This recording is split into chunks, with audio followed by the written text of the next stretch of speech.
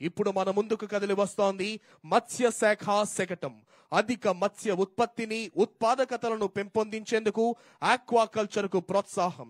ప్రపంచ వ్యాప్తంగా పెరుగుచున్న జనాభాకు అనుగుణంగా మత్స్య సంపదకు పెరుగుతున్న డిమాండ్ నేపథ్యంలో రాష్ట్రంలో నాణ్యమైన మత్స్య ఉత్పత్తిని, ఉత్పాదకతను మరింత పెంపొందించేందుకై ఆక్వాకల్చర్ ను ప్రోత్సహించాల్సిన ఆవశ్యకత మన చంద్రన్న ప్రభుత్వం గుర్తించింది. మత్స్యకారులు ప్రస్తుతం అనుసరిస్తోన్న సంప్రదాయ మత్స్య వేట పద్ధతుల నుండి వారిని ఆక్వాకల్చర్ కు మార్చడం ద్వారా సుస్థిరమైన మత్స్య సాగును ప్రోత్సహించి తద్వారా అధిక మత్స్య ఉత్పత్తిని, ఉత్పాదకతను సాధించే దిశగా మన చంద్రబాబు నాయుడు గారి నేతృత్వంలోని సమర్థమైన ఆంధ్రప్రదేశ్ రాష్ట్ర ప్రభుత్వం అధిక చర్యలను చేపట్టింది. స్వర్ణాంధ్ర సాధనకు 6వ సూత్రం గ్లోబల్ బెస్ట్ లాజిస్టిక్స్. మెగా పోర్ట్లు, అంతర్జాతీయ విమానాశ్రయాలు, మల్టీ మోడల్ లాజిస్టిక్స్ పార్కింగ్లు అభివృద్ధి చేయటమే ఆంధ్రప్రదేశ్ రాష్ట్ర ప్రభుత్వం యొక్క ప్రధాన లక్ష్యం. ఇందులో భాగంగా మన ముందుకు వస్తోంది ఏపీ సిఆర్డిఏ మరియు ఎంఏయుడి శాఖా శకటం మన అమరావతి ప్రజా రాజధాని.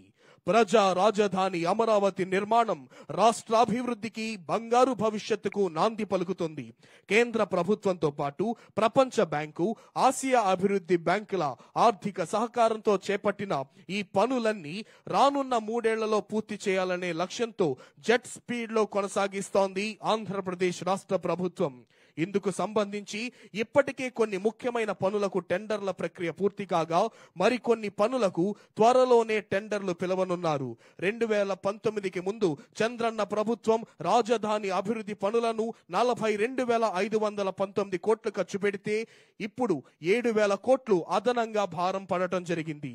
ఇప్పుడు మన ముందుకు వస్తోంది పంచాయతీరాజ్ మరియు గ్రామీణాభివృద్ధి, పల్లె పండుగ, పంచాయతీ వారోత్సవాలు, పంచాయతీరాజ్ శకటం.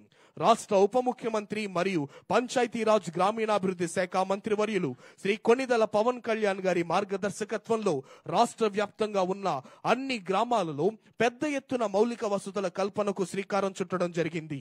గ్రామాల్లో జరిగే అభివృద్ధి పనుల్లో మరింత పారదర్శకత, ప్రజల్లో జవాబుదారీతనం పెంపొందించే లక్ష్యంతో గత ఏడాది ఆగస్టు 23న రాష్ట్ర వ్యాప్తంగా 13,326 గ్రామ పంచాయతీల్లో ఒకే రోజు గ్రామ సభలు నిర్వహించి ప్రపంచ రికార్డును సృష్టించింది మన కూటమి ప్రభుత్వం.